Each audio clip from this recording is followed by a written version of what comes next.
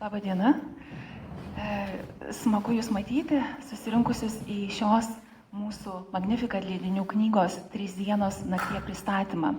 Kalbėsim su mikrofonu, kad geriau Jums girdėtųsi. Ir kodėlgi mes čia susirinkom? Susirinkome kalbėti apie labai sunkią, labai tokią klampę piktnaudžiavimo temą. Ir ši knyga turi tokį labai stiprų emocinį krūvį, bet kalbėti apie tai būtina. Ir aš, skaitydama vieną interviu, radau štai tokius labai gražius žodžius. Bažnyčioje nekalbėti apie piktnaudžiavimą reiškia neigti Kristaus atėjusio išgelbėti žmonijos mirtį. Tai atmesti mirties ir prisikėlimo žinią. Tai reiškia ant pjedestalo statyti piktnaudžiautojus ir valdžios vyrus, nors vienintelis pjedestalas, kurį galime pripažinti, yra Kristaus kryžius. Ir tai pasakė šios dienos mūsų viešnia, psichoterapeutė, viena žymiausių viktimologijos srities eksperčių Prancūzijoje ir mūsų šios knygos 3 dienos naktyje autorė Isabelle Chartier-Sibin. Labai džiaugiamės, kad Jūs atvykote čia į Lietuvą ir radote laiko savo įtemptoje darbotvarkėje pasidalinti šią žinią apie piktnaudžiavimą su Lietuvos skaitytojais.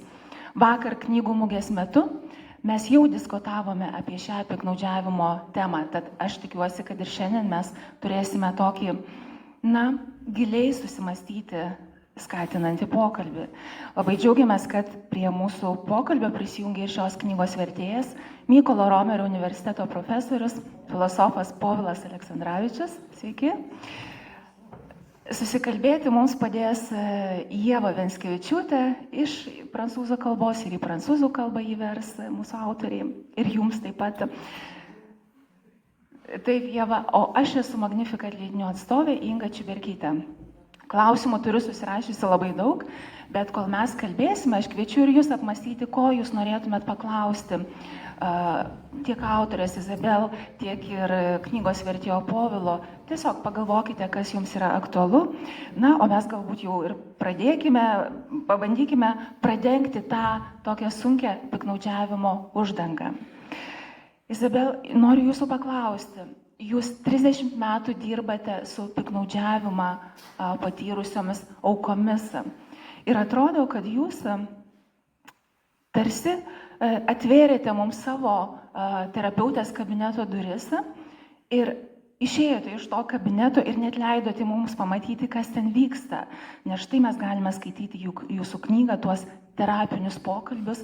Taip pat jūs ir įkūrėte asociaciją, reikia kalbėti. Kodėl, kokie motyvai jūs paskatino tiesiog kalbėti apie tai plačiau per knygą, per jūsų plačią veiklą?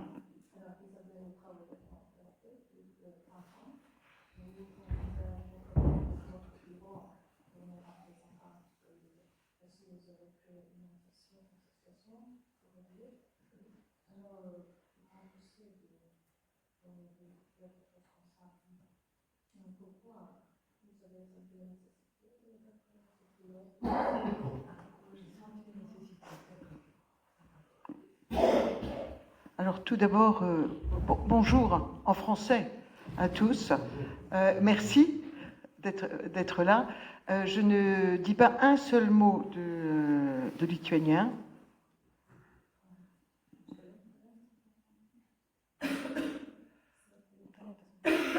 Tai visų pirma, laba diena, bonjour visiems, ačiū, kad susirinkote ir noriu pasakyti, kad tikrai nesuprantu nei žodžio lietuviškai.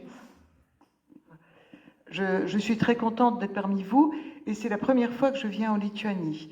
Alors au moins, avoir écrit ce livre m'aura permis de faire quelque chose d'agréable, c'est de venir en Lituanie. Après, le sujet est plus douloureux. Labai džiaugiuosi būdama čia Lietuvoje esu pirmą kartą ir parašius tokią knygą, tikrai sunkia tema, bent jau toks yra džiaugsmingas dalykas, kad galėjau atvykti į Lietuvą.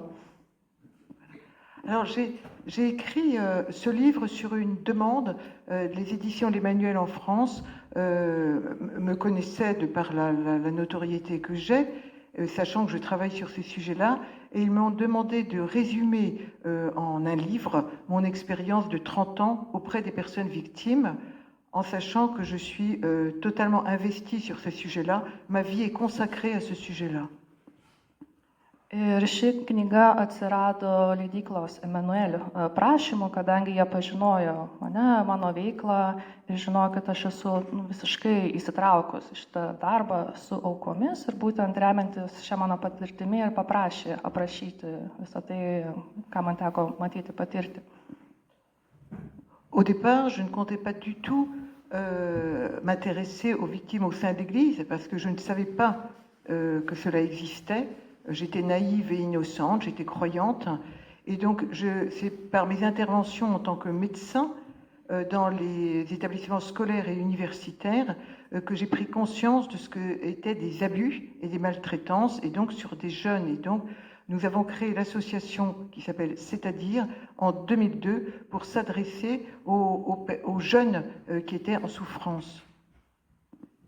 Ir būtent apie piktnaudžiavimą bažnyčioje aš iš pradžių nežinau, buvau naivi, buvau tikinti, bet būtent kalbėdamasi su jaunimu ir ypač šituose edukacinės įstaigose, universitetuose, mokyklose, aš sužinojau, kad yra tokių atvejų ir būtent dėl to 2002 metais mes ir įkūrėme asociaciją, kuri vadinasi Reikia kalbėti ir kuri būtent dirba su tokius dalykus patyrusiu jaunimu. Et l'association, qui est une association civile, pas du tout religieuse, ça s'appelle Loi 1901 en France, eh bien, peu à peu, des personnes issues de l'Église sont venues.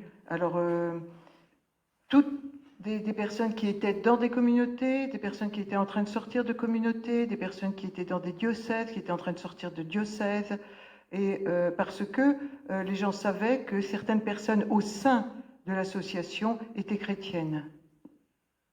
Ir šita asociacija įkurta kaip civilinė, ne bažnytinė organizacija, bet pamažu pas mus pradėjo eiti žmonės būtent iš bažnyčios. Tai yra gyvenantys pašvestą gyvenimą, ką tik iš jo išėję, dalyvaujantis parapijose ar jau nebedalyvaujantis. Ir būtent juos kreiptis į mus paragino tai, kad jie žinojo, kad šitoje asociacijose dirba žmonės krikščionys.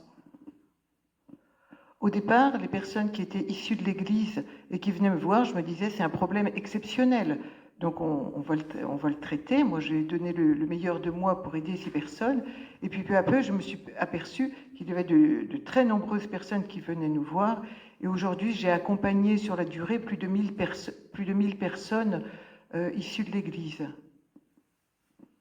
Ir iš pat pradžių, kai mane kreipėsi žmonės būtent iš bažnyčios aplinkos, aš maniau, kad tai kažkokie išimtiniai, išskirtiniai atvejai, bet pamažu tų žmonių daugėjo ir dabar aš esu palydėjusi jau daugiau nei 2000 žmonių iš šios aplinkos. Au départ, je croyais que c'était un problème qui touchait essentiellement les communautés nouvelles, parce qu'elles n'avaient pas suffisamment pris le temps de s'insérer dans l'histoire de l'Église. Et peu à peu, je me suis aperçue que c'était l'Église tout entière, et diocésaine et religieuse, qui était touchée. Iš pradžių aš maniau, kad tai susiję tik su naujosiamis bendruomenėmis, nes jos yra neseniai įsikūrusios, dar nėra visiškai įsiliejusios į bažnyčią, bet pamažu pamačiau, kad šita problema apima visą bažnyčią, kalbant ir apie pašvestąjį gyvenimą, ir apie parapinį gyvenimą. Et pourtant, en France, toute la hiérarchie disait tout va très bien. Chez nous, en France, il y a des problèmes ailleurs, mais chez nous, en France, tout va très bien. Il n'y a aucun problème parce que nous, dès le départ, nous avons fait très attention. Et donc ça, c'était vraiment une vaste tromperie parce que ce n'était pas du tout vrai. Ir Prancūzijoje iš hierarchų buvo tokia žinia, kad galbūt kitur kažkur yra tokios problemos, bet pas mus jų nėra, nes visa tai yra kaip tuo yra labai gerai rūpinamas, bet ir prižiūrima, bet iš tiesų tai nebuvo teisingas nei požiūris, nei posakis. Juste, j'achèverai sur cette question qui m'est posée en disant que ce que nous avons découvert, c'est que les abus, qu'ils soient psychologiques, sexuels ou spirituel crée des dégâts chez les personnes, crée des dommages. Et c'est pour ça que je m'en occupe, parce que si c'était simplement un problème moral et qu'il n'y ait pas de conséquences sur les personnes, moi en tant que médecin et thérapeute, je ne serais pas à ma place en m'en occupant, ce serait simplement un problème moral. Ir baigdama atsakyti į šį klausimą, norėčiau pasakyti, kad šitas piknaudžiavimas, ar tai būtų psichologinis, dvasinis ar seksualinis, jis padaro žalą žmogui. Ir tai nesusiję vien tik su moralės dalykais. Tai būtent daro žalą asmeniui ir būtent dėl to aš kaip medikė, kaip terapeutė galiu su to dirbti. Kad mes visi kalbėtume bendrą kalbą šią popietę, kad įsivaizduotume, kas yra tas piknaudžiavimas. Izabel, jūsų paprašysiu tiesiog apibrėžti, kas yra tas dvasinis, psichologinis ir seksualinis piknaudžiavimas, kad tiesiog klausytojams būtų aišku.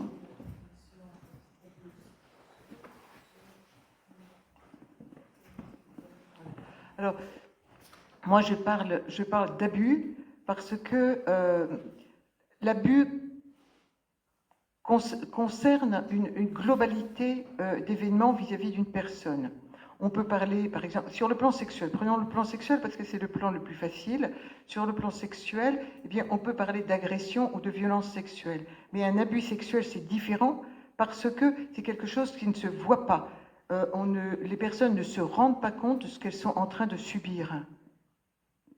Taigi, kalbant apie piknaudžiavimą, tai tas piknaudžiavimas apima kaip visą asmenį, visą esybę.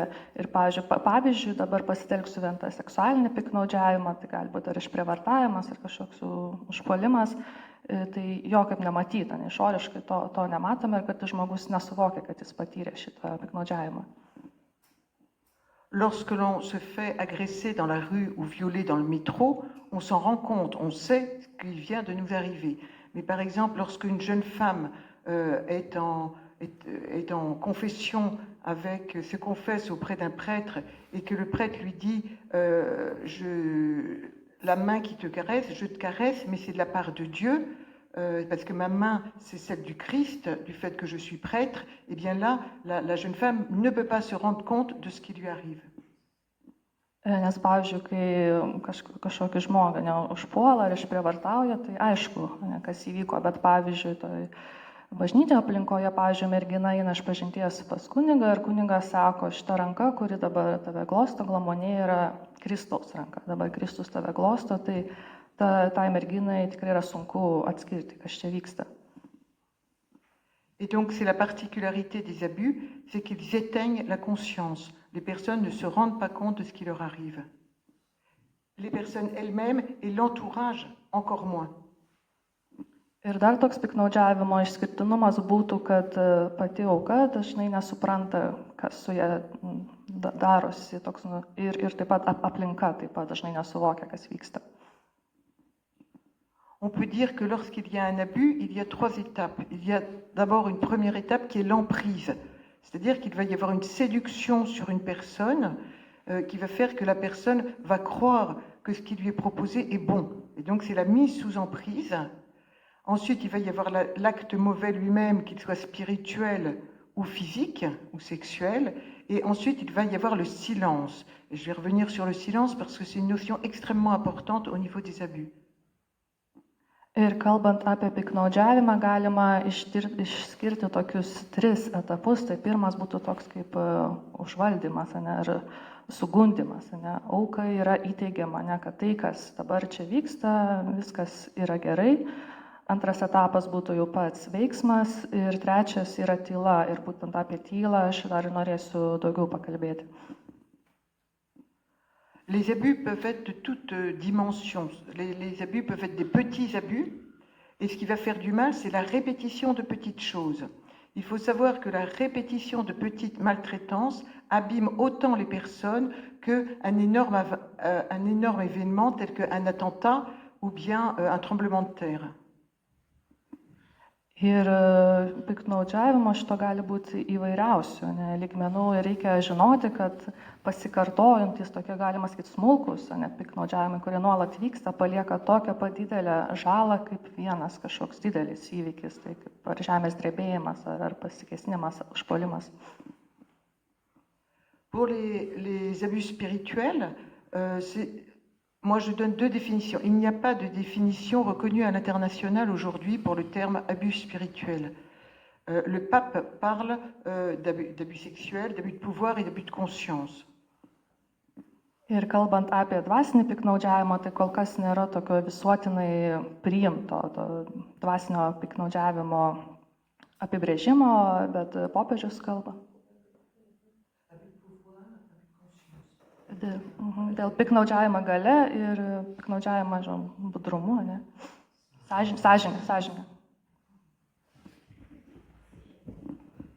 Et donc, pour reprendre la définition du pape, il parle d'abus de pouvoir parce que l'abus à ce moment-là vient la définition permet de dire que cela vient de l'abuseur, c'est l'abuseur qui va créer quelque chose chez une personne, et dans l'abus spirituel, c'est le mouvement, le milieu religieux ou spirituel qui va créer l'abus. Et l'abus de conscience, ça veut dire, l'abus de conscience, c'est le fait que la victime est touchée dans son intimité la plus profonde. Tai toliau išplėtojant popiežiaus mintį, tai būtent tas piktnaudžiavimas gale, kad tai kyla iš to agresoriaus. Agresorius būtent primeta savo valią aukai, o kalbant apie piktnaudžiavimą sąžinę, tai būtent, kad auka pažeidžiama pačioje savo esybėje, giliausioje savo esybėje. Donc, au nom d'une autorité religieuse, au nom de Dieu, des abus vont être perpétrés. C'est-à-dire qu'il va y avoir une inversion entre le bien et le mal. Je vais te faire croire que c'est bien, je te fais croire que en faisant cela, tu vas aller vers Dieu, tu es sur un chemin d'union à Dieu, or en réalité, tu viens vers moi. Ir būtent Dievo vardu darome toks kaip apvertimas, sakoma aukai, kad tu eini pas Dievą, o iš tiesų kreipiama, kad ta auka eitų pas mane, tai yra pas tą piktnaudžiautoją.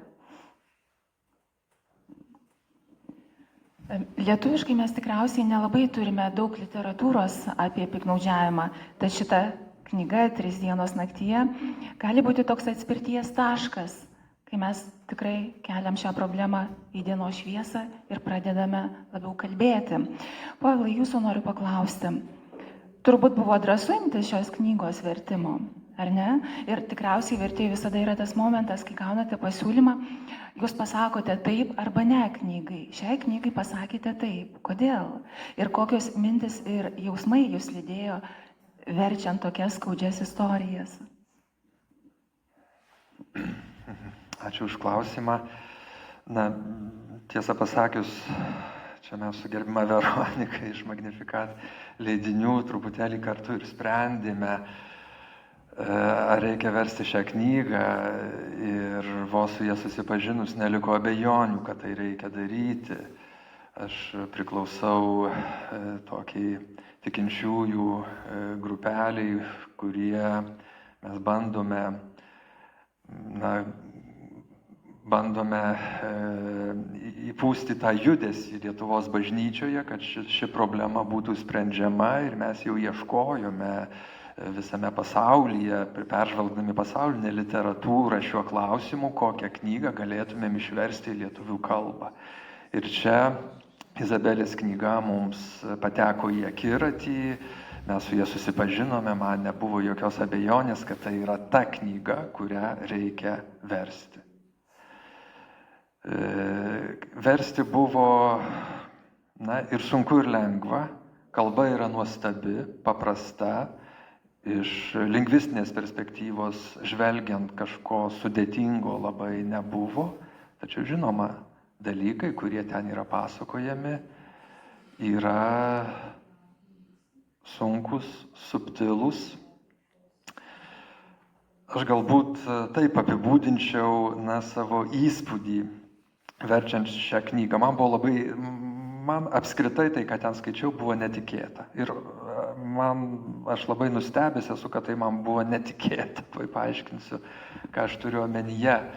Aš visą gyvenimą buvau bažnyčioje. Beje, negaliu nepasakyti, kad čia šiame vienuolyne aš buvau jau 93 metais. Taip, vos tik sovietiniai kariuomeniai pasitraukus iš Vilniaus, čia buvo sovietinis poligonas ir rugpjūčio pabaigoje iš čia pasitraukė rusų kareiviai, tuoj pat atėjo Lietuvos kariuomenė ir mes, pirmųjų metų seminaristai, buvo tik atkurtoje Vilniaus kunigų seminarijoje, buvom patalpinti į šias patalpas, taip kad aš gerai prisimenu, kaip čia viskas atrodė 93 metais, kaip ir tėvas Reno Mary, kuris irgi tą tais pačiais mėnesiais čia atkeliavo į Lietuvą, į šias patalpas. Po to buvau išsiųstas studijuoti į Paryžiaus kunigų seminariją. Kunigų netapau, bet tuo noriu pasakyti, kad bažnyčioje buvau, galima sakyti, nuo pat savo vaikystės ir kad puikiai žinau jos užkulisius, jos virtuvę. Šita pažintis bažnyčios dvasininkų gyvenimo virtuvės užkulisių, ji tęsiasi iki šiol. Todėl, nors ir labai liūdna tai sakyti, tačiau su piktnaudžiavimo problema praktiškai susidūriau iš pat pradžių, nuo pat tų 93 metų. Visų šių 3 lygmenų problema seksualinio, psichologinio ir dvasinio piktnaudžiavimo. Čia nėra dabar vieta, kurie galėčiau dalintis kažkokiamis konkretybėmis. Tačiau aš maniau, kad apie piktnaudžiavimą bažnyčioje aš jau tikrai žinau viską. Todėl ir galvojau, kad šią problemą pagaliau reikia spręsti ir čia nutarėme versti Izabelės knygą, dėl ko labai džiaugiausi. Ir skaitydamas Izabelės knygą aš supratau, kiek daug aš dar nežinau, kiek subtilybių buvo praslydę pro mano akis. Aš šiek tiek esu asmeniškai patyręs seksualinio piktnaudžiavimo, bet ten labai manęs tai čia per didelių traumų kažkokių nesu išgyvenęs, bet aš supratau, skaitydama šią knygą, ką gali patirti iš tiesų rimtą seksualinį ir kitokį piktnaudžiavimą patyręs žmogus. Man ėmė atsiverti akys ties daugybė situacijų, kurias aš mačiau lyg ir išoriškai. Dabargi aš galėjau truputėlį praskleisti išgyvenimų vidų. Ir man tai skaityti šią knygą buvo, versti šią knygą buvo be galo svarbu, kaip tikinčiajam, bet taip pat, kaip, aš esu šioks toks filosofas, tai ir šios perspektyvos tam, kad suprasčiau žmogaus prigimtį. Jos tamsiąją pusę žmogaus prigimties, aš negalvojau, kad gali būti taip tamsu.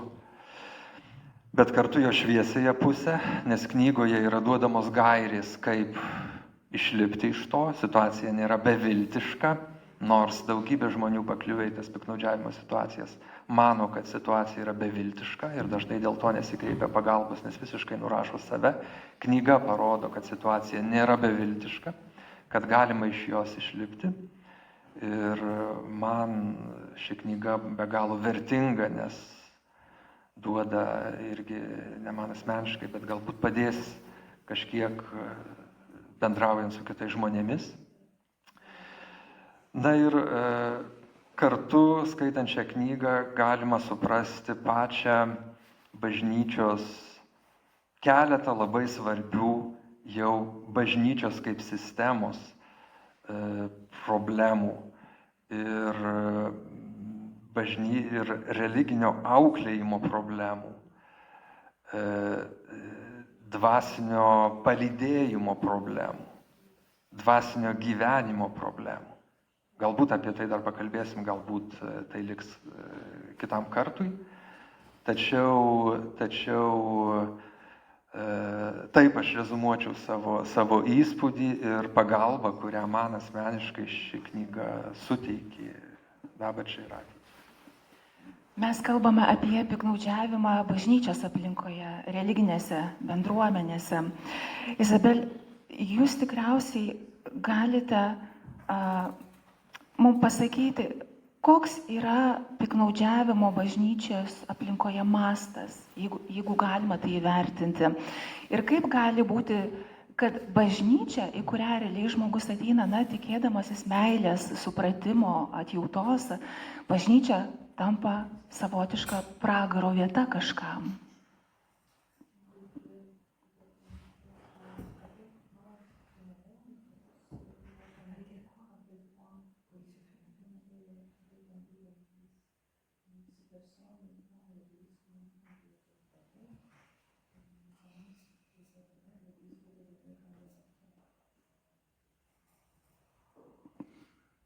C'est difficile comme question. Juste, avant de répondre à la question, je voulais dire que très souvent les gens croyaient au début, quand je travaillais sur ce sujet-là, que mon but était de détruire l'Église. Or, ça n'est absolument pas la situation. Au contraire, ce que je veux dire, j'essaie de faire la lumière pour que l'Église sorte grandie de cette situation. Et j'ai dit oui, mon mari est ordonné diacre et il ne pouvait être ordonné que si je disais oui.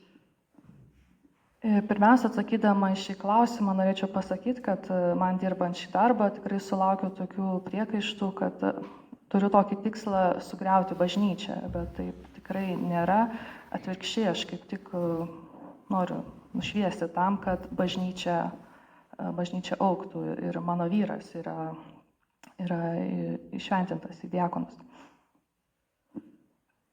Je crois qu'il y a un problème au niveau de l'Église qui est global. Alors, il y a des lieux qui sont particulièrement touchés par les abus, où on peut dire que c'est pratiquement systémique. Et il y a des lieux qui en sont préservés, mais je crois qu'aucun lieu au niveau de l'Église, aujourd'hui, je m'aperçois malheureusement qu'aucun lieu n'est préservé.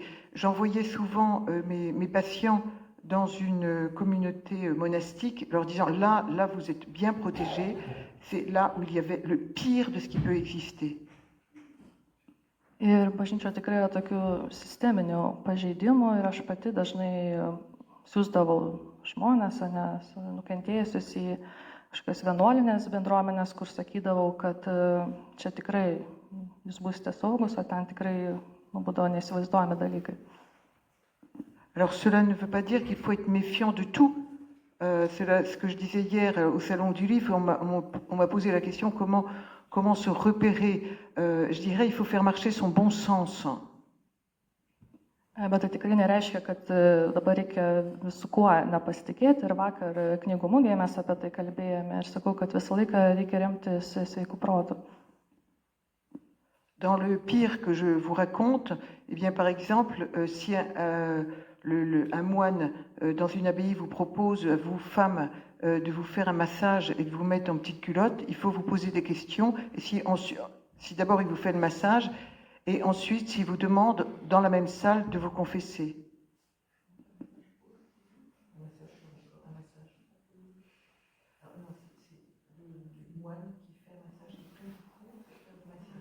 Ir tai, pavyzdžiui, vienuolyne, jeigu vienuolės paprašo moters, ar gali atlikti jai masažą, tikrai nusirengiant iki apatinių, tai tikrai kelia klausimų ir taip pat ypač po to, jeigu tas vienuolis paprašo ar nenorėtų ta moteris atlikti išpažinties.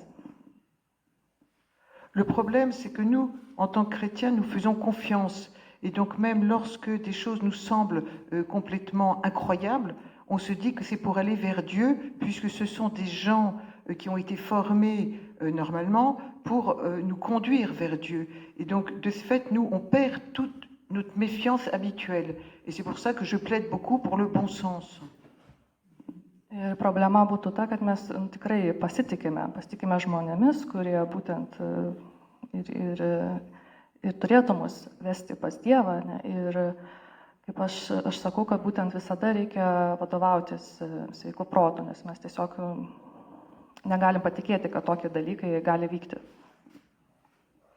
Le fait de ne pas traiter les choses immédiatement font que toute l'institution est touchée. Au moment où les problèmes ont éclaté en France, moi j'avais des moines et des religieuses qui venaient me voir et elles se faisaient insulter dans le métro. Pourquoi ? Parce que justement les choses n'ont pas été traitées dès le départ. Ir kai visą tai Prancūzijoje sprogo, ateidavo pas mane vienuolės ir sakydavo, kad, pavyzdžiui, metro, jos užsipuola ir kodėl, todėl, kad šitie reikalai nebuvo sprendžiami nuo pat pradžių. Le problème est encore plus important vis-à-vis des enfants. Aujourd'hui, je ne sais pas comment c'est chez vous, mais par exemple, lorsqu'un enfant veut aller recevoir le sacrement de la réconciliation, il faut obligatoirement que la porte soit grande ouverte ou que la porte soit vitrée pour pouvoir surveiller ce qui se fait. Donc maintenant, c'est devenu quelque chose d'obligatoire, mais c'est parce que il y a eu des mauvaises choses, et ça ne veut pas dire que tous les prêtres sont des pédophiles.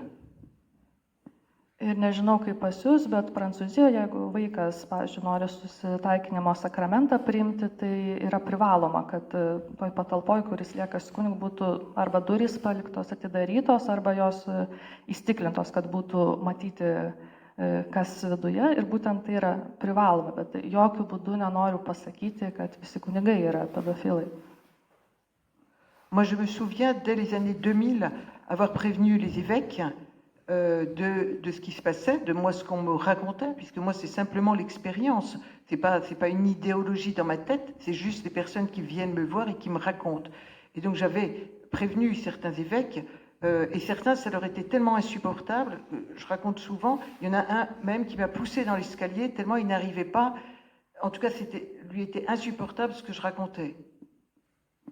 Ir kai aš pradėjau kalbėti viskupams apie tai, ką aš girdžiu, tai nėra kažkas, ne ką aš pati sugalvojau, sumąsčiau, tai yra būtent iš mano patirties dalykai, kurios man pateikė žmonės. Ir kai pradėjau apie tai pasakoti viskupam, daugumai buvo tiesiog nepakeliama tai girdėti ir vienas net yra mane stumtelėjęs, nes tiesiog buvo nepakeliama tai, ką aš sakau.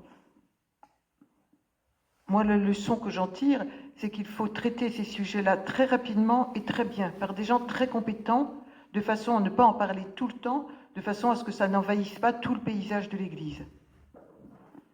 Ir aš sakau, kad tokius klausimus reikia spręsti labai greitai ir labai gerai, ir kad tai darytų tikrai kompetentingi asmenys, tam, kad būtų išspręsta greitai ir visa tai nepasklistų toliau į bažnyčią. En sachant que je crois aussi qu'il y aura une nécessité à revisiter toute l'ecclésiologie.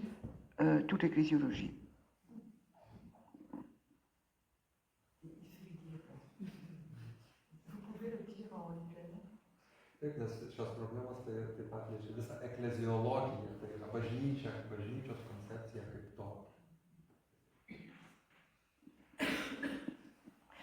Povilai, jūs esate filosofas, tai žvelgiant tuo filosofo žvilgsniu, kur yra to blogio šaknį žmoguje? Kaip gali Dievo kūrinys, žmogus, taip brutaliai elgtis su kitu žmogu, kad jam kyla mintis piknaudžiauti ir ne tik mintis kyla, bet ir veiksmas po to. Kur gyvenime mes tiesiog pametame mintį, kad mes esame vis tik sukurti pagal Dievo panašumą ir paveikslą. Na, net neįsivaizduojat, kokį sunkų klausimą man užduodate ir aš tikrai nemanau, kad kažkoks filosofas, aš nekalbu apie save ir apskritai, kad kažkoks filosofas galėtų į šį klausimą atsakyti, kodėl blogio šaknys mūsų širdyse. Tai yra labai labai didelė paslaptis. Jeigu mes užčiuoptumėm tą momentą, kada mumise gimsta blogis, aš manau, kad nebūtų žmogaus šioje žemėje, kuris tuojaus pat to momento neužgniaužtų ir neleistų įkristi į blogį. Turbūt mūsų drama, mūsų problema šioje žemėje, žmogaus problema yra tame, kad blogis mumise užsimezga labai subtiliai, mes to nepastebime, o kai pastebime, jau būna per vėlu, jau mes būname per silpni tam pasipriešinti, jau pradedame kovoti su kažkokiamis antrinėmis, galingomis blogio jėgomis, bet tos pačios šaknies mes ją pražiopsojame. Čia yra mūsų drama. Mes nepažįstame patys savęs. Ir turbūt ta blogio šaknis, tas judesys, nuo kurio prasideda mumyse tas blogis, turbūt jis prasideda dar kai mes apskritai neturime sąmonės, kai mes būdame turbūt dar kūdikiai. Galbūt dar anksčiau, galbūt tada, kai mes patys, piknaudžiavimas, kai mes patys patyrėme kažkokį blogą veiksmą mūsų atžvilgių, kai buvome kūdikiai, galbūt dar iki gimimo, galima eiti net iki ten. Tai yra čia kalbama apie prenatalinės būsenas, kaip svarbu yra, pavyzdžiui, kaip svarbu, sakykime, gerbti besilaukiančias motinas, kad jos suprastų, kas jomis dedasi. Aš noriu to pasakyti, kad blogis mumyse užsimezga labai subtiliai, labai anksti ir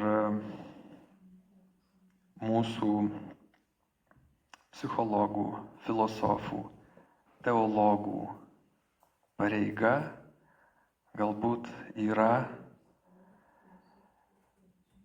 pasistengti, galbūt mūsų misija visos ateičiai, kiek čia dar mes jos turėsime, pasistengti būtent įsigilinti, būtent atrasti tą labai subtilų blogio užsimezgimo momentą. Galbūt mes čia galėtumėm mesti visas savo pastangas, jeigu norime išgydyti blogį pasaulyje, tame tarpe ir piknaudžiavimo blogį, o ne užsiimti didelių ideologijų kūrimu, kur ten tos ideologijos paskui tarpusavį kovoja ir čia jau yra. Tai turbūt toksai būtų mano atsakymas ir galbūt, kadangi kalbam apie piknaudžiavimą, labai dažnai mes tampame blogi, todėl kad su mumis kažkas papiknaudžiavo ir mes su tuo nesusitvarkėme ir blogio sėkla buvo pasėta štai dar ir tokiu būdu. Tai va, mes matom jūsų klausimo gelmę ir sudėtingumą. Iš tiesų, jūs sakot, kad blogis kartais užsimezga labai taip subtiliai ir jis veikia. Blogis kartais labai subtiliai, apie tai kalba ir Izabel. Ir aš turiu tokį dar klausimą, tokį gal iš 2 dalių sudarytą jums, Izabel, noriu pasiteirauti. Kaip atpažinti tą piknaudžiavimą bažnyčios aplinkoje? Tai viena tokia būtų klausimo dalis ir jis susijusi su kita klausimo dalimi. Ar aukos atpažįsta tą piknaudžiavimą? Nes jūs kalbate apie tai, kad tas piknaudžiavimas būna įvilktas į labai tokią mandagią, gražią formą. Ir kai aš rengiau su jumis interviu prieš jums atvykstant čia į Lietuvą, jūs pateikėte tokias labai šokiruojančias konkrečias frazes, kaip į žodžius yra įdėtas ketinimas piknaudžiauti. Tai labai gražios frazės, bet jos iš tikrųjų labai sukrečia. Tai netgi išgirsi keletą tokių frazių, kaip pavyzdžių, aš manau, kad būtų mums visiems labai tiesiog vertinga.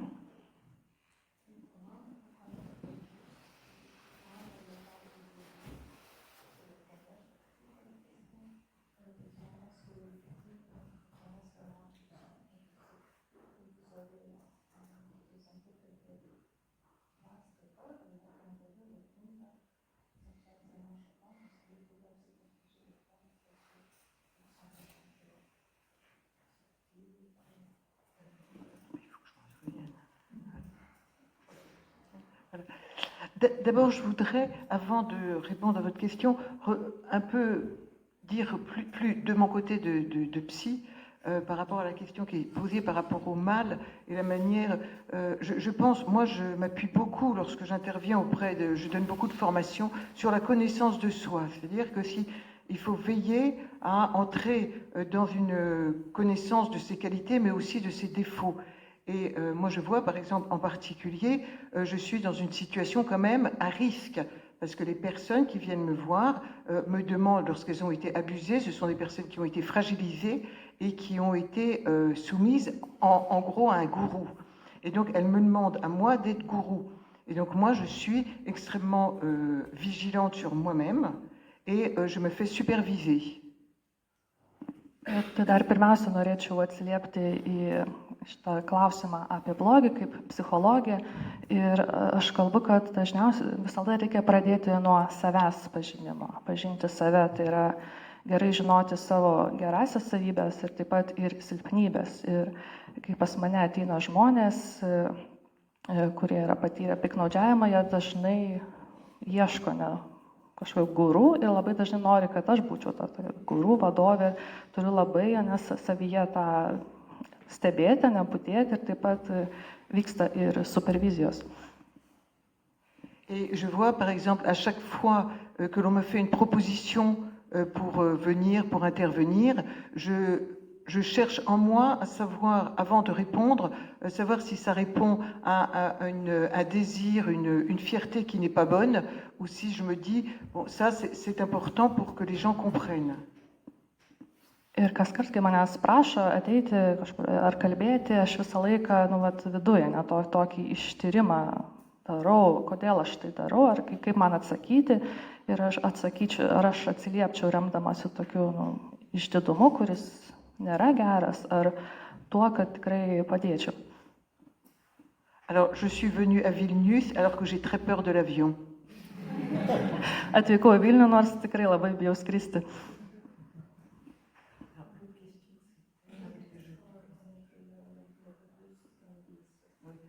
Alors, les abus dans l'Église sont très fins et très subtils à reconnaître.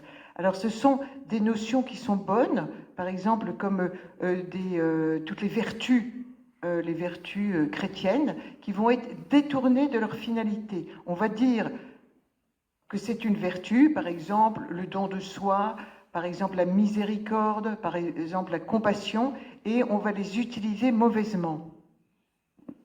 Taigi piknaudžiavimas bažnyčioje tikrai yra labai subtilus ir dažniausiai tokiu atveju remiamasi dorybėmis, krikščioniškomis dorybėmis, kurių tikslas, tas nukreiptumas yra pakeistas, nukreipiama kita linkme. Tai aš kalbu apie tokias dorybės kaip savęs dovanojimas ar gailestingumas. Je me souviens par exemple d'une religieuse auquel le prêtre qui l'accompagnait demandait de lui faire des choses au niveau sexuel en lui disant qu'il s'était rendu compte que lorsque ils faisaient ça ensemble, et bien après, il était un très bon prédicateur. Ir atsimenu, viena vienuolė man dalinosi, kad su ją palydėjęs kunigas būtent siūlė daryti dalykus šitam seksualiniam lygmenį ir po viso to jis sakydavo, kad tai jam padeda kaip geriau pamokslauti.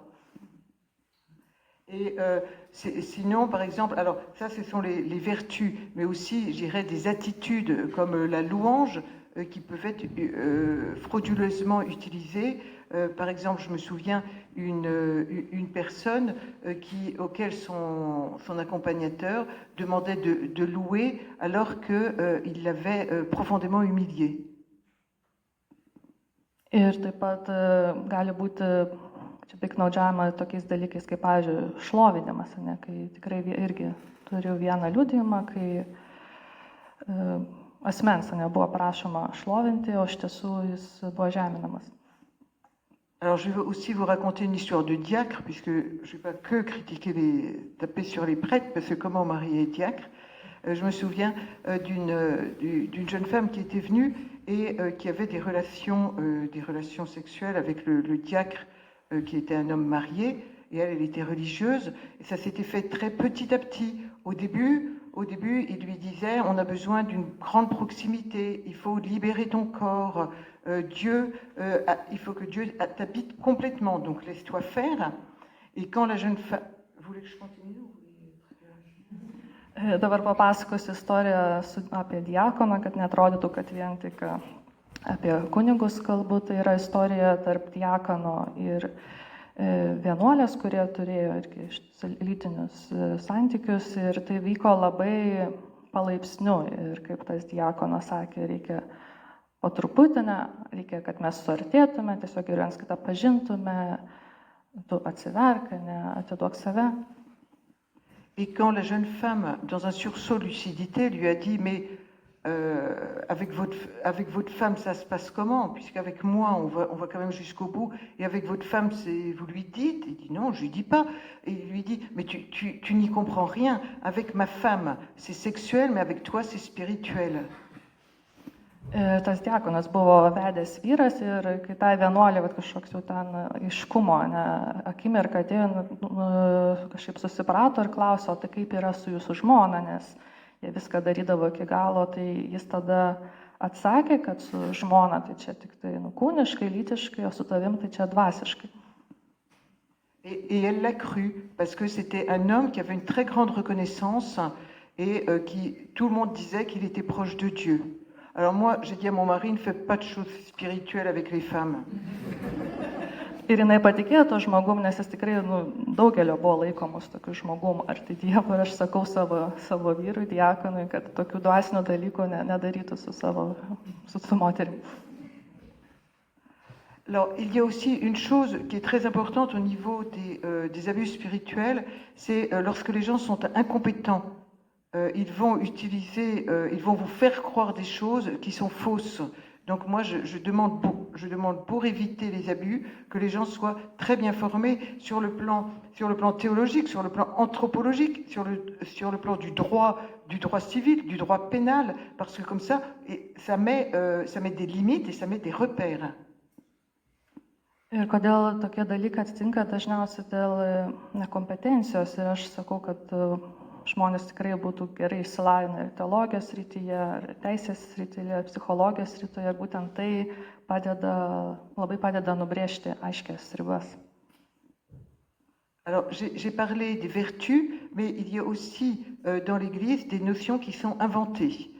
Par exemple, dans certaines communautés, on n'a pas le droit de critiquer. Donc, si quelqu'un voit quelque chose qui va mal, on lui dit on ne critique pas. C'est l'esprit de critique qui t'envahit, donc on ne doit pas critiquer. Il y a aussi comme chose inventée, par exemple, la transparence, où on doit absolument tout dire à son supérieur par le devoir de transparence. Mais ça n'existe pas. Tai kalbėjo apie dorybės, bet yra ir tokių kaip sukurtų sąvokų. Pavyzdžiui, neleidžiama kritikuoti. Kažkas pradeda bendruomenį kritikuoti, sakoma, kad tave užvaldė kritikos dvasia. Arba skaidrumo sąvoka, kai vyresniam reikia visiškai viską pasakyti. Laikomasi tokios skaidrumo sąvokos, nors visa tai yra jų pačių, nesugalvota. Donc il y a les vertus, il y a les choses inventées, et puis aussi l'utilisation de l'écriture. Et donc là, ça va être une grande tromperie, sous prétexte que l'on cite l'écriture, par exemple que ce soit l'incarnation ou d'autres passages d'écriture, eh bien on peut vraiment détourner la parole de Dieu et comme la personne fait confiance, elle croit. Ir taip pat dar yra pasitelkiamas šventasis raštas, kai šventasis raštas yra aiškinamas taip kaip patogiau, pavyzdžiui, įsikūnijimas ir kiti dalykai, kurie yra šventajame rašte ir taip žmogui įteigiami tokie klaidingi dalykai. Il y a aussi toute la problématique des révélations privées. Alors le pape a émis un texte dernièrement justement pour éviter ces errements au niveau des révélations privées. Nous, par exemple, au niveau de la communauté de l'Arche, vous savez, on a la communauté de l'Arche avec Jean Vanier qui s'occupe des personnes handicapées, qui est une communauté merveilleuse, mais le Thomas Philippe, qui était le frère de Marie-Dominique Philippe, Thomas Philippe avait un peu comme des révélations qui lui étaient faites, comme quoi il avait le droit, il avait une relation à Dieu qui était spéciale et que les autres personnes ne pouvaient pas comprendre. Ir taip pat dar vienas dalykas, kurio reikėtų saugotis, tai tie tokie ypatingi asmeniniai apreiškimai, apie kuriuos yra čia neseniai kalbėjęs popiežius. Tai pavyzdžiui, kalbant apie Arkos bendruomenę ir jos įkūrėją Jean Vanier, kur pačia bendruomenė tikrai labai gerų dalykų yra padaryta, bet, pavyzdžiui, irgi Thomas Philippe, kai jis manė, kad jisai gaudo tuos asmeninius apreiškimus, pagal kuriuos jis jautėsi esąs daug arčiau Dievo negu kiti žmonės ir kad kiti žmonės tiesiog nepajėgia to suprasti, ką jis patiria ir tojo ryšio. Comme autre révélation privée, par exemple, je me souviens d'une supérieure qui a dit à une jeune fille, eh bien, dans la nuit, j'ai beaucoup prié et la Sainte Vierge m'a dit que ta place était dans cette communauté-là. Ir taip pat irgi vienas iš tokių apreiškimų, privačių apreiškimų pavyzdžių, kai irgi kuningas merginai sako, kad aš meldžiausi visą naktį ir mačiau mergelę Mariją, kuri man pranešė, kad tavo vieta yra šioje bendruomenėje.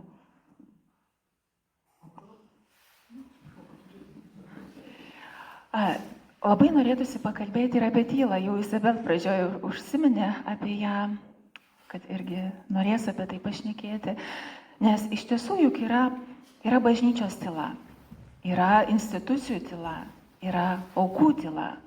Tai norėtųsi šiek tiek jūsų galbūt abiejų pamastymų apie šią temą. Kokias pasekmes neša ta tyla ir kaip iš jos išbristi.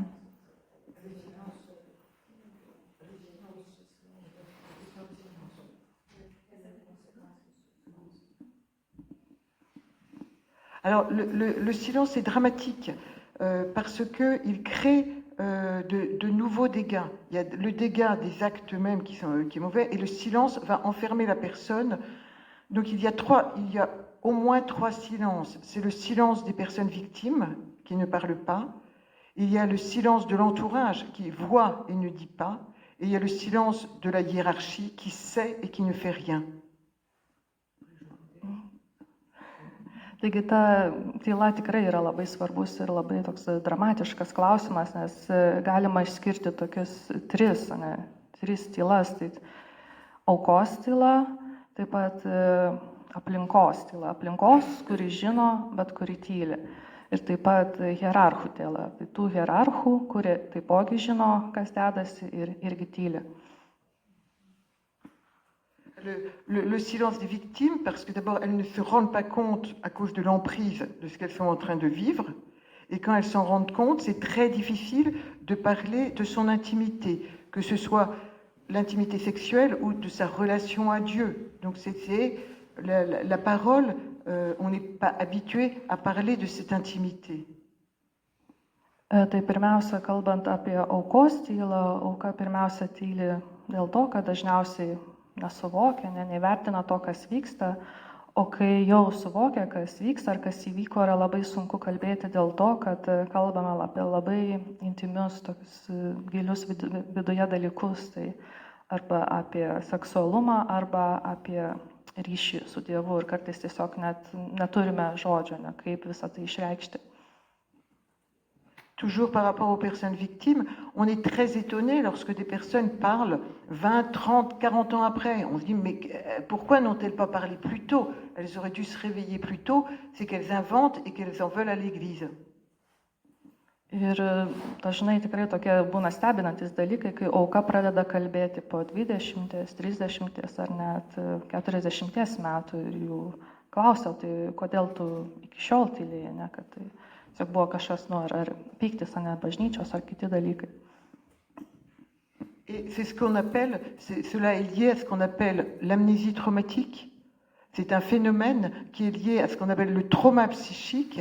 C'est quelque chose qui va pénétrer, lorsque l'événement est trop fort pour pouvoir être interprété, pour pouvoir être intégré normalement, il va pénétrer à l'intérieur et va y rester fiché à l'intérieur de soi sans évolution possible. Ir dar yra tokia kaip trauminė amnezija, kai yra tas patirtas įvykis, kažkoks taip toks stiprus, kad tiesiog nusėda giliai ir net neišeina į išorę. Et cela ressort des années après. Mais dans le livre, je le décris bien. Le silence de l'entourage, c'est la même chose que lorsque dans les familles, les mères voient ce que font les pères et ne disent rien. Et là, c'est l'entourage au niveau de l'Église qui ne dit rien parce qu'ils n'arrivent pas à y croire. O kalbant apie aplinkos tylą, tai pavyzdys galėtų būti šeima, kai motina mato, ką daro tėvas ir tyli. Ir kalbant apie bažnyčią irgi tylima, nes tiesiog negalima patikėti tuo, kas vyksta. Et le silence de la hiérarchie, ça, je dirais, ce sont les sciences humaines qui ont permis de faire avancer la prise de conscience parce qu'on s'est rendu compte que les abus abîmaient les personnes. Avant, on croyait que les enfants, en particulier, allaient oublier ce qui leur était arrivé. Ir kalbant apie bažnyčios tylą, tai bent jau anksčiau buvo manoma, kad vaikai pamiršta, ne? Vaikai pamiršta visą tai, kas jiem yra nutikę blogo. Et puis il faut savoir qu'en 2019, le pape a levé un secret pontifical qu'on ne connaissait pas puisque c'était un secret pontifical. Donc c'est très difficile de lever un secret qui est secret. Donc, et donc du fait qu'il a levé le secret pontifical, on a eu connaissance, nous fidèles, de ce secret qui depuis 100 ans interdisait de parler de tout ce qui était agression sexuelle. Les tribunaux jugeaient correctement des choses, mais n'avaient pas le droit de divulguer l'information. C'est pour ça qu'on envoyait les prédateurs ailleurs, parce que on n'avait pas le droit de le dire publiquement. Ir 2019 metais buvo panaikintas, nežinau, kaip popiežiškas, lietuviškai kaip popiežiška tyla. Kažkokia paslaptis, nes anksčiau tiesiog nebuvo leidžiama kalbėti, daugiau kaip 100 metų, tiesiog tie dalykai, tarkim, buvo žinomi, vykdomi tyrimai, bet tiesiog nebuvo leidžiama apie tai garsiai kalbėti. Tai dabar nuo 2019 tai yra panaikinta. Donc le silence tue parce que empêche de traiter et la cause et les conséquences.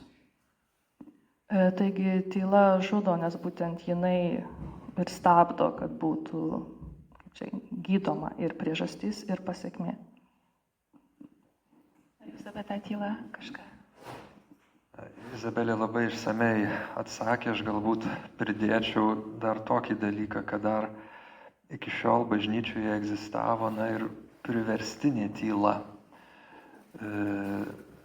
įsakymas tylėti ir baudimas, jeigu būdavo kalbama. Tai yra be galo sudėtinga, nes mūsų laikais, 20 amžiuje, turbūt ir anksčiau, buvo žmonių, kurie bandė apie tai kalbėti ir jie būdavo nutildomi ganėtinai žiauriai.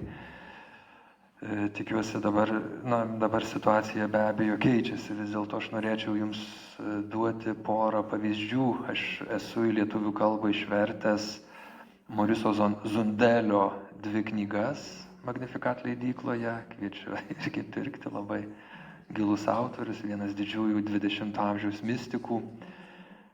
Ir Morisas, je ne sais pas si vous êtes au courant ce que je vais dire.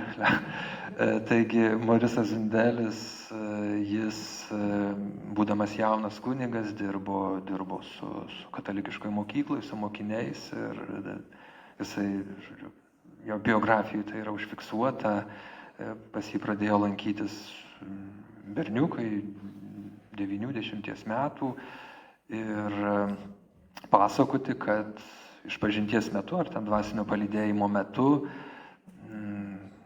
kolega, kitas kunigas, dirbęs su mokiniais toje mokykloje, atlieka ten nederamus veiksmus, sakykim taip. Zundelis visiškai jaunas dar tada buvo, ką daryti. Ir jisai apie tai papasakojo savo vyskupui. Ko pasėkoje ant jo Moriso Zundelio krito didelis kurijos pyktis, nes tas kitas kunigas buvo laikomas labai tokiu perspektyviu ir iš tiesų paskui jisai padarė didelę karjerą, buvo ten tos vyskupijos berods generalinis vikaras ar kažkokia kita vietą užėmė, o pats tai yra viena iš priežasčių, dėl kurių Morisas Zundelis buvo išvytas lauk ir daugybę dešimtmečių negalėjo grįžti į Šveicariją, į savo gimtąją vyskupiją. Taigi mes matome, reiškia, tyla, kuri buvo įsakyta ir kaip bažnyčia, panašių pasakojimų galima girdėti apie Pierre Hadot, tokį didelį prancūzų filosofą, kuris irgi nurodo vieną iš priežasčių, kodėl jis metė kunigystę, tai yra kaip bažnyčia tiesiog, draudė kalbėti apie tą reikalą, apie tą problemą ir dėl ko jis metė kunigystę. Ir klausimas, kodėl? Kodėl visą tai? Štai kodėl tai yra ekleziologinė problema. Kodėl ta priverstinė tyla? Ne tai, kad ten, bet priverstinė tyla. Kas čia yra per bažnyčios koncepciją? Kodėl oficialiai dėl fasado aukų, dėl fasado, kad bažnyčia turi gražiai atrodyti. Bet kas čia yra ir manau, čia reikia bažnyčią mums permastyti absoliučiai iš esmės. Aš turiu tiek daug klausimų prisirašiusi, bet matau, kad tikrai nespėsiu jų paklausti. Izabel, jūs tikrai turėsite dar sugrįžti pas mus. Tikrai dar lauksime jūsų pavasarį.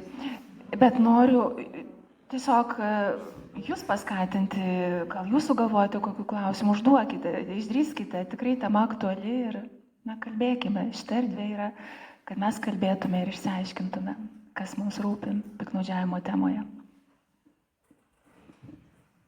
Kas vyksta piktnaudžiautojo sąmonėje, kad jis daro tokius dalykus akivaizdžiai yra prieš moralę, prieš moterį. Kaip jis gali apgauti save? Comment est-ce que l'abuseur peut se tromper? C'est-à-dire, on arrive à faire des choses épouvantables sans s'en rendre compte. Comment est-ce qu'il se ment en lui-même? Comment ça se passe dans sa tête?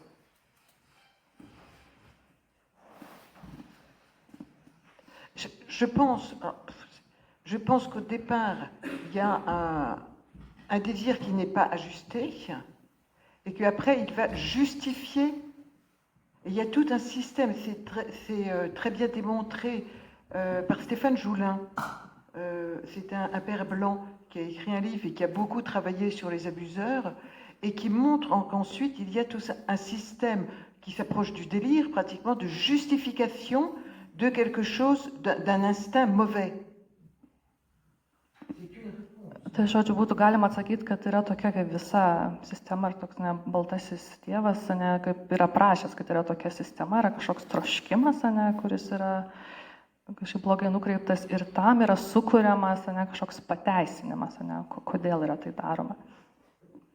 Il faut savoir que les déviances commencent minuscules et que si on ne fait pas attention, ça grossit assez vite. Et donc si le travail n'est pas de supprimer cette tentation toute petite, eh bien on va se l'auto-justifier et là ça va faire la boule de neige qui grossit de plus en plus. Ir šitie nukrypimai prasideda nuo tokių labai mažyčių dalykų ir jeigu nėra budrumo, nesuvokimo, kas vyksta, tai labai greitai išauga. Ir būtent visam tam yra randamas pateisinimas, kaip save pateisinti dėl šitų dalykų. Je donne un exemple, par exemple, cette personne qui dit, qui faisait quelque chose de pas bien et qui dit, ça j'y ai droit parce que vu tout ce que je fais pour le bon Dieu. Ir yra pavyzdžiui, kad žmogus kažką padaręs negero, sako, kad šitam aš turiu teisę, žinant, kiek daug esu padaręs dėl gero Dievo. Ou bien c'est tellement dur, c'est tellement difficile que il faut que à un moment donné je puisse vivre moi-même. Arba kažkas yra taip sudėtinga, sunku, kad man tiesiog reikia tokių kažkokių akimirkų, momentų, kur pasijusčiau gyvas.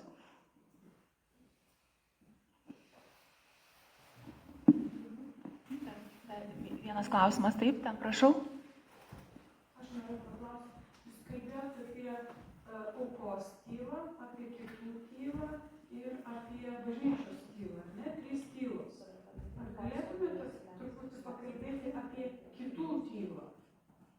ne apie aukos ir ne apie bažnyčios tylą, bet apie kitų. Kas ten aplinkos tyla. Kodėl aš, pavyzdžiui, naiviai, aš tikrai buvau daug metų labai naivi. Aš nežinau, net sapnuoti negalėdavau susapnuoti. Ir paskui, kai susiduri, sužinai, kažkur kažkas kalba, ne. Tai gąsdina, aš galiu apie save pasakyti, tai pirmiausia išgąsdina ir sumaištis tokia galva. Bet kodėl žmonės tyla, iš kur ta tyla, gal jūs kaip psichoterapeutė, kaip psichologė galėtumėte aiškinti? Alors, le silence de l'entourage, alors je vais traiter le silence de l'entourage en milieu chrétien. Nous aimons en tant que chrétiens, on aime avoir des personnes de référence. On aime être entouré de gens qui sont bien. On aime faire confiance. Et quand... Tai dabar kalbėsiu tiesiog apie tą aplinkos tylą bažnyčioje, kad mes kaip krikščionys, mums reikia tokių žmonių, į kuriuos galėtume atsiremti, kaip pavyzdį laikyti. Žmonės, kuriuos mes laikome gerais, tokiais pavyzdiniais. Et donc, quand on nous dit quelque chose de mal sur quelqu'un que l'on aime bien, en quel on a fait confiance, eh bien c'est très très difficile de l'entendre en se disant « Moi je sais très bien que cette personne-là n'aurait jamais fait ça ». Todėl labai sunku girdėti kalbant tokius dalykus apie žmogų, kurį mes laikome geru ar kuriuo pasitikime ir tada sakome, kad aš negaliu patikėti, kad taip gali būti. Moi je sais qu'en cours de thérapie, parfois des personnes me racontent des choses atroces et puis au bout de la 3e, 4e séance, je m'aperçois qu'elles sont en train de parler de mon meilleur ami. Et là, il faut que moi je sois extrêmement radicale dans ma manière d'être.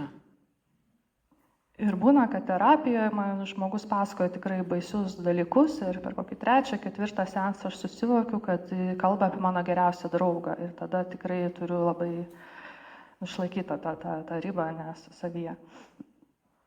Il y a autre chose, il y a aussi que nous mettons des personnes sur un piédestal. Et alors qu'il n'y a pas de raison de les mettre sur un piédestal. Et lorsque les personnes sont mises sur un piédestal, il faut qu'elles se maintiennent sur ce piédestal. Et donc ça va aggraver leur problématique parce que comme elles ne veulent pas déchoir, eh bien elles vont adopter des comportements qui ne sont pas profondément ancrés en elles vont se dissocier pour pouvoir rester sur le piédestal et nous on les y maintient par le silence. Ir taip pat yra dar toks dalykas, kaip žmogaus užkėlimas ant piedestalo. Ir kai tas žmogus jau yra užkeltas, mes ir norime dažnai, kad jis ten pasiliktų. Ir dažniausiai dėl to yra tiesiog neigiami dalykai tam, kad tas žmogus liktų ant piedestalo. Il faut apprendre à accepter de se tromper. On sait tromper, on continue à se tromper. Et il y a un moment donné où il faut qu'on reconnaisse que l'on s'est trompé. Ir reikia išmokti pripažinti klydus, pripažinti, kad štai čia įvyko, kad aš suklydau, reikia tą priimti. Et il y a en plus un problème intérieur, parce que comment ces personnes qui ont fait des choses très très belles, je pense justement à Jean Vanier, nous en ce moment on a l'abbé Pierre en France, comment ces personnes qui ont fait des choses remarquables ont fait par ailleurs des choses très mal. Et donc là, au niveau de notre cerveau à nous, on n'arrive pas à le gérer. Ir taip pat mūsų smegenims labai sunku priimti, apdoroti tokią informaciją, kad asmuo, kuris daro labai daug ir yra padaręs labai daug gerų dalykų, taip pat padarė ir blogų dalykų. Tai kaip pavyzdį galima paimti Jean Vanier. Prašau. Sveiki. Aš tai apie tą atsakomybę, tarkim, jeigu įvyko dalykai tarp vienuolės ir kunigų, tai čia kaip du suaugę, kas būna po to tai vienuoliai, jeigu jau viskas praneša apie tai, kas būna tam kunigui, ar jis toliau daro karjerą. Tai čia viena dalis.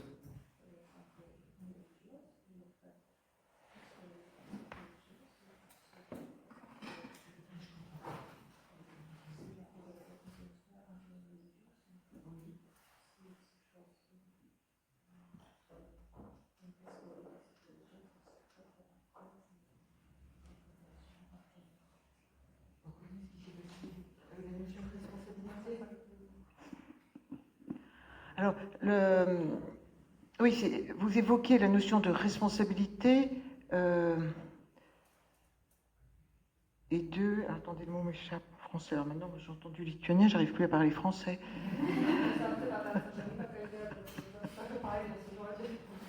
Ah oui, de responsabilité et de consentement. Voilà, c'est la responsabilité et le consentement. Tai žodžiu, čia klausimas atsakomybės ir to sutikimo. Kokios pasekmės buvo? Ar yra tas, ar yra nebaudžiamumas, ar vis dėlto yra...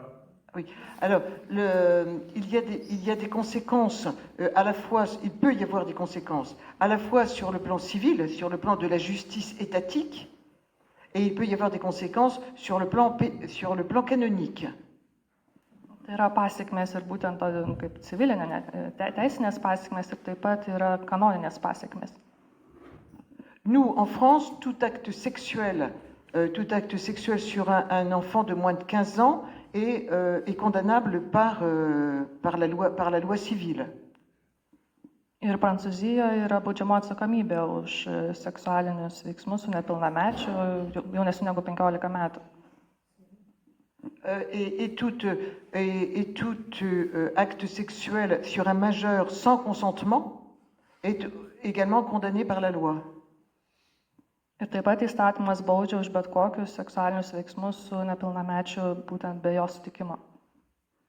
La grosse difficulté, c'est de montrer l'absence de consentement. O didžiausias sunkumas yra parodyti, kad to sutikimo nebuvo. Sur le plan de l'accompagnement, il y a des règles professionnelles qui existent, c'est-à-dire que la personne qui accompagne quelqu'un, que ce soit d'ordre sur le plan psychologique ou sur le plan spirituel, eh bien, a des obligations de distance et de juste distance avec la personne qui vient la voir. Ir taip pat yra tam tikros taisyklės, kalbant apie palydėjimą ir dvasinį palydėjimą, tai turi būti irgi tam tikros ribos, nustatymas, išlaikomos tam tikros ribos.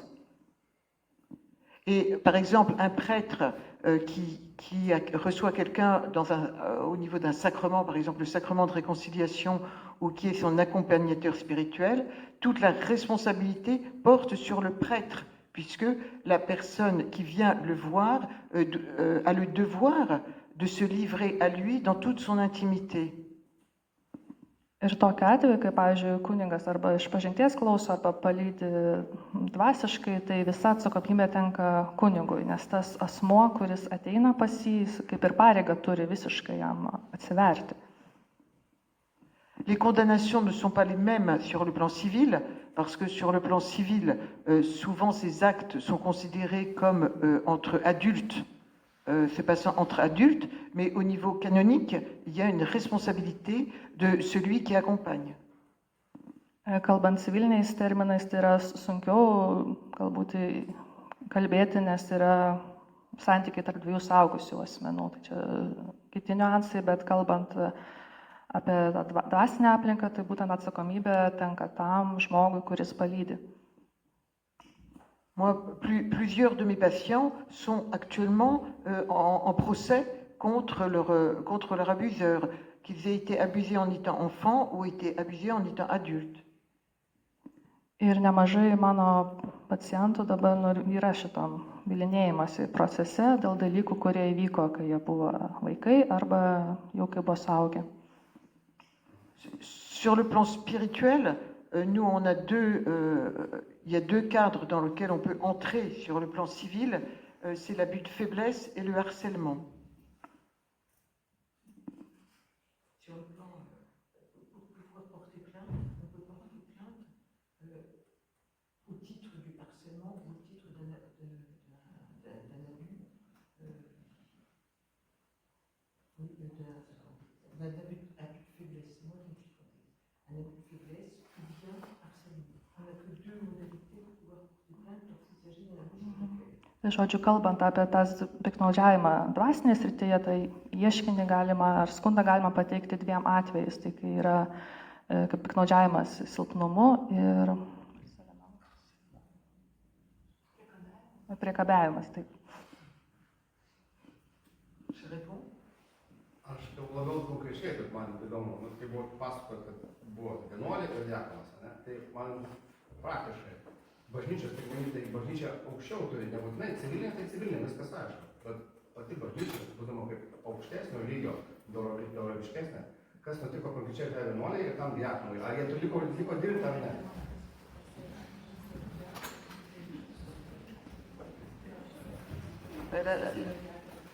Là, je ne peux pas plus parce que c'est le secret professionnel.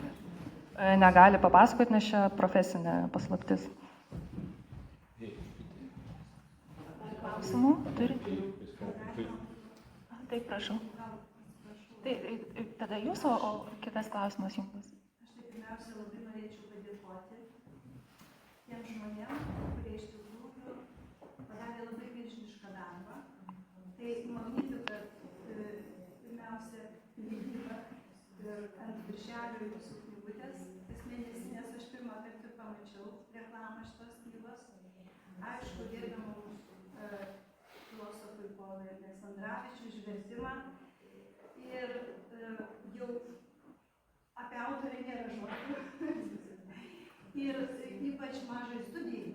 Aš nežinau, ar yra atstovų mažosios studijos, bet kad aš šiandien čia, tai mes atvažiavę iš Alytaus, netgi ne Vilniečiai esam. Ir pirmą kartą sužinojom būtent kad susitikimą su autorė. Ir pirmą kartą Lietuvių bažnyčioj. Ačiū Jums už tos labai nuostabius Jūsų ir pamokslus, ir visą dvasią, ką mes išgyvenom. Ir tai yra begalinis darbas. Žinokit, Jūsų dėka mes pradedam kritiškai mąstyti, mes iš tikrųjų įsijungia sveikas protas ir mes išdrąsėjam kaip krikščionis, juk mes norim tiesos. Tikėjimas yra tiesa ir meilė. Ir jeigu mes negyvensime tiesoje, tai ko vertas mūsų tikėjimas. Ir svarbiausia turbūt nebijoti pasakyti, bet tu tada gali pasakyti, kai tu tave drąsina ir kai tu žinai tiesą iš kitų žmonių, kurie tai patiria. Tai aš esu tikrai šiandieną sužavėta. Ir aš linkiu visiems Dievo palaimos ir drąsos ir tiesos. Ir neškit ją. Kad ir sunkiausia būtų, bet jūs esate mūsų viltis. Ačiū Jums. Ir vienas klausimas labai trumpas. Kadangi aš esu medikė, tai žinot, man labai sunku įsivaizduoti, kaip jūs galite pakelti aukų atnešamas naštas. Kaip jūs sugebat gyventi 30 metų su tiek naštų. Nes kiekvieno žmogaus, jeigu tu jį priėmė ir tu išklausai, tai ir esi empatiškas, žinoti, kai grįžti namo po darbo dienos, tu viską permąstai. O čia 30 metų ir ypatingos istorijos. Čia yra dvasinis skausmas. Tai pamokykit mus, kaip atlaikyti tai. Ačiū Jūs labai dar kartą.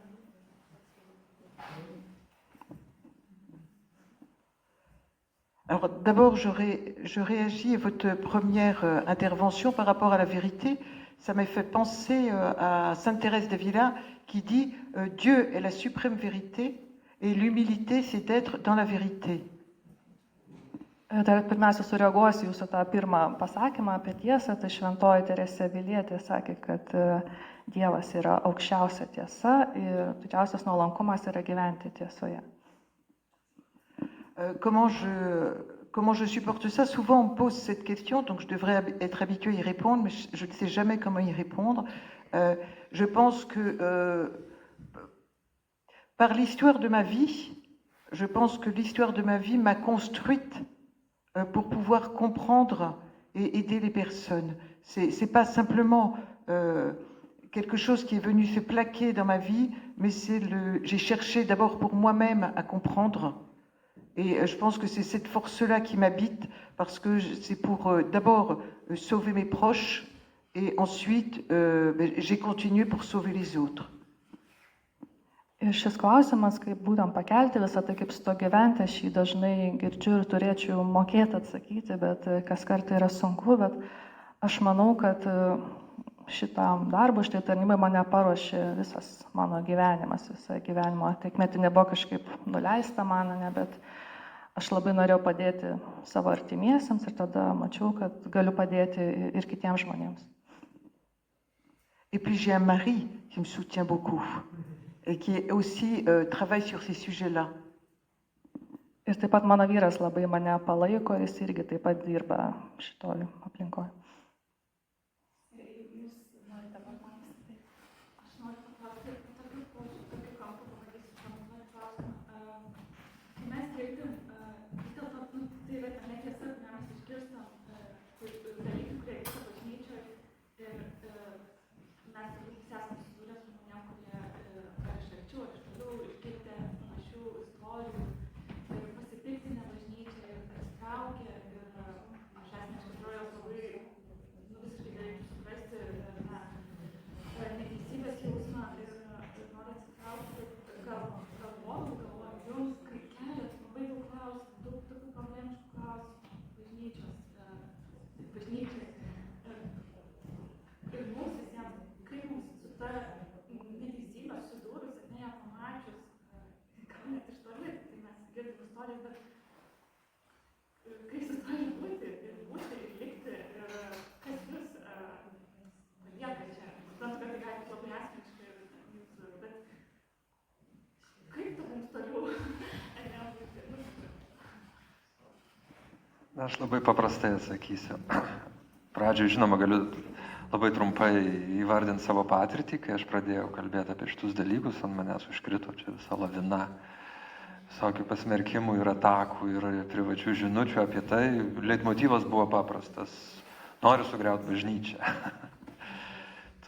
Ir maždaug taip, kad kai kas pasidomėjo mano biografiją, kad aš norėjau būti kunigu, bet kunigu netapau ir maždaug mane bažnyčia atsisakė kažkokių priežasčių išventinti kunigus, taigi aš dabar keršiju. Ir šiaip ir apskritai degu neapykantą bažnyčiai ir taip pat. Buvo sunku gauti tokias žinutes ir tokias atakas, labai palengvino tai, kad taip pat gavau daug labai palaikančių žinučių. Bet toliau, kaip ištverti apskritai neteisybę, kai mes gaunam informaciją apie tai, kai griūna autoritetai, tai labai sunku išlaikyti. Man asmeniškai šitas momentas buvo be galo sunkus, kada žmonės, kuriais aš rėmiausi visą gyvenimą, ar iš toli, nes tai buvo šiaip bažnyčioje dideli autoritetai, ar iš arti, nes man asmeniškai, jie nežinomi žmonės, nežinomi dvasininkai, bet man asmeniškai buvo padarę gero ir paskui aš sužinau, kad buvo kita pusė, buvo iš jų pusės piknaudžiavimai, man buvo sunku ir dabar kaip aš tai ištvėriau. Aš labai džiaugiuosi, kad aš radau būdą, kaip tai ištverti, nes tai apskritai pagilino mano dvasinį gyvenimą ir man leido pradėti galbūt apskritai daug gilesnį gyvenimo etapą bažnyčioje. Tai aš tiesiog visą tai galima ištverti paprasčiausiai praktikuojant, toks žodis, bet praktikuojant Kristų. Palaikant asmeninį santykį su juo ir tik su juo tu turi suprasti, kad santykis su Jėzumi yra labai efektyvus, labai jaučiamas, labai realus.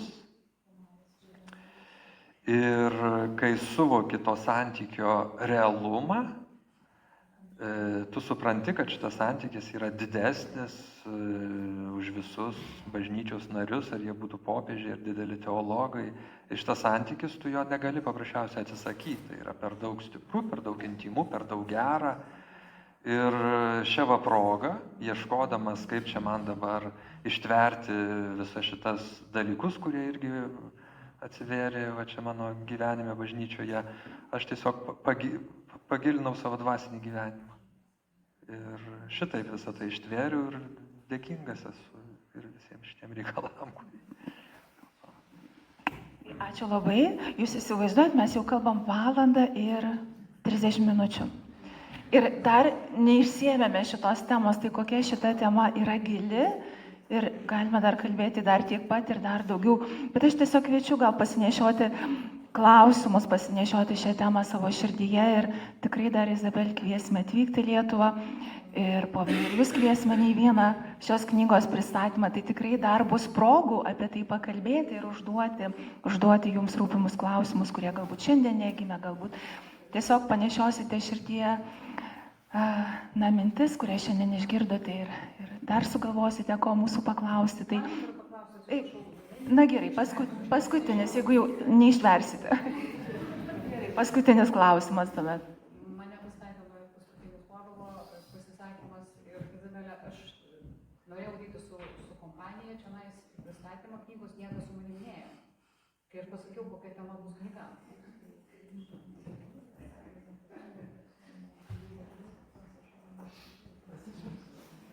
Ir kai paklausėt apie tai, kaip ištverti tuos dalykus, apie kuriuos knyga pasakoja, ir Paulas sako, kad tai netgi sustiprino ir pagilino jo tikėjimą, tai taip išeina, kad knygos nerekomenduojama skaityti netikintiems. Kaip jiems ištverti tiems žmonėms, kurie nėra tikintys, kuriems nėra Kristus artimas, pavyzdžiui. Jos tai gali būti netgi, nežinau, jos paveikti netgi labiau neigiamai, negu kad atnešti naudos.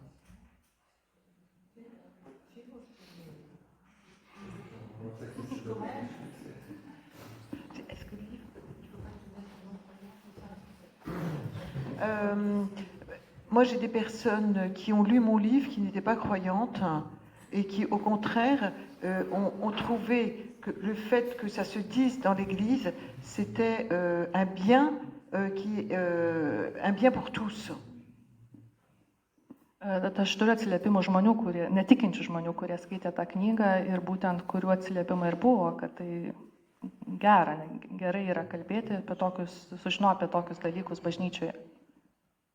Et des personnes non croyantes ont trouvé que ce chemin de vérité qui se faisait, justement, faisait grandir l'Église.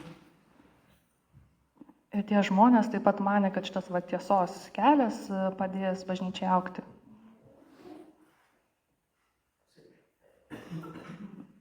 La manière d'abuser, en réalité, dans le fondement, c'est partout pareil. Les justifications sont différentes, mais la profondeur de la chose et les conséquences sont les mêmes. Nes pats piktnaudžiavimas iš esmės yra toks pat visur, galbūt skiriasi tie pateisinamai, kodėl, bet pati esmė išlieka ta pati.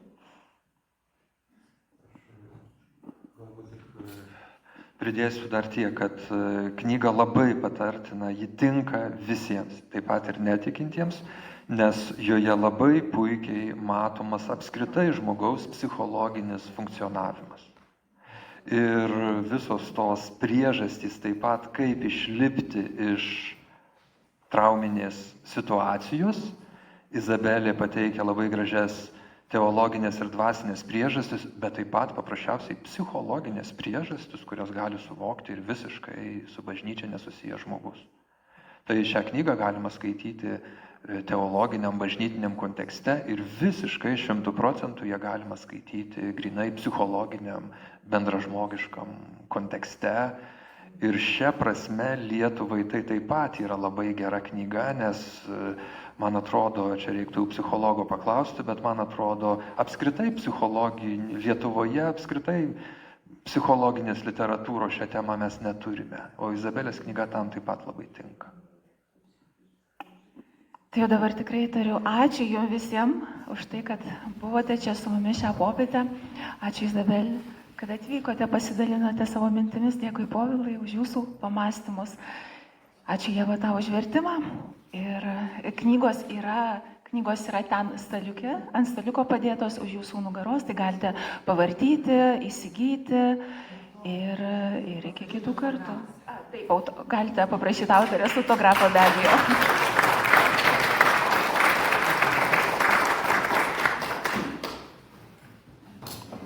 Je ne connais qu'un seul mot en lituanien, c'est Ačiū.